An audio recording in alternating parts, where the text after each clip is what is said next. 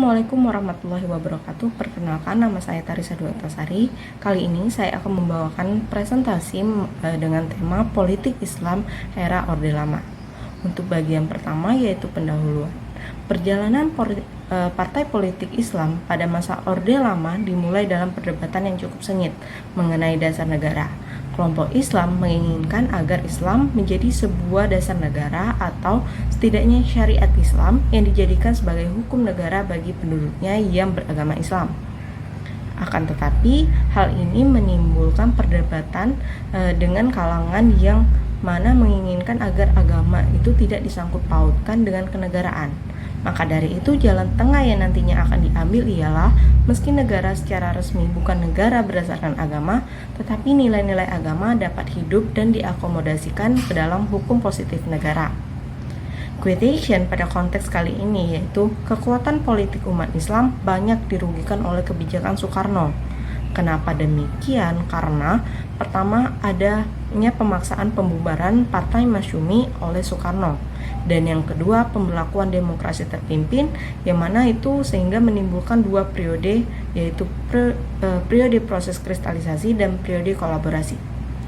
Periode kristalisasi ditandai dengan pemilihan kawan dan lawan, pendukung dan oposisi terhadap kebijakan Soekarno, sedangkan periode kolaborasi ditandai dengan kerjasama partai-partai Islam yang ikut bersama demokrasi terpimpin, termasuk juga dengan komunis yang merupakan salah satu pilar penyangganya.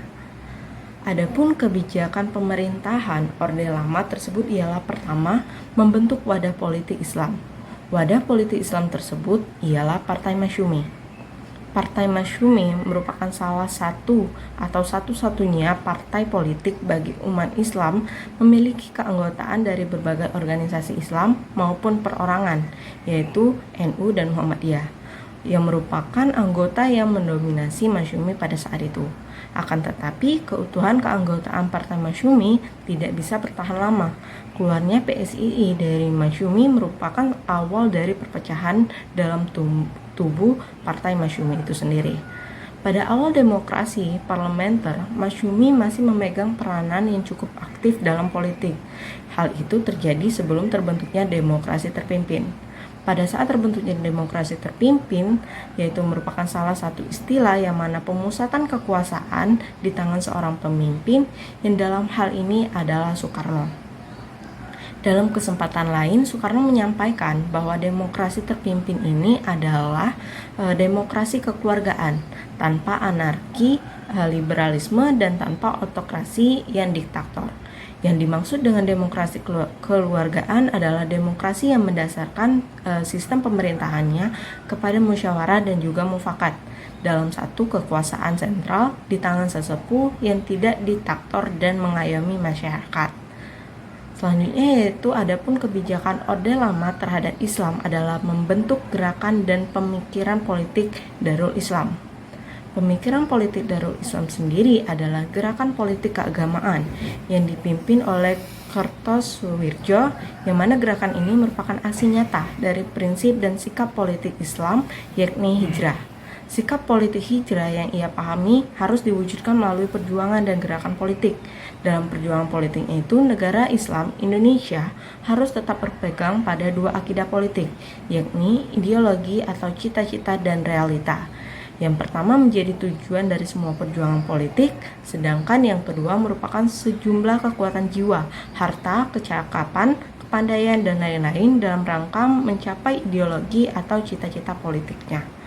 Dengan demikian, dapat dikatakan bahwa cita-cita umat Islam atau ideologi Islam ini membangun dunia baru atau dunia Islam, dengan kata lain Darul al-Islam, dalam rangka memperoleh mardatillah dan rahmatillah. Untuk bagian kesimpulan atau bagian terakhir yaitu kondisi politik Indonesia pada tahun-tahun itu tidak stabil. Berbagai dinamika yang terjadi membuat konflik baik sesama elit politik maupun kalangan masyarakat yang luas.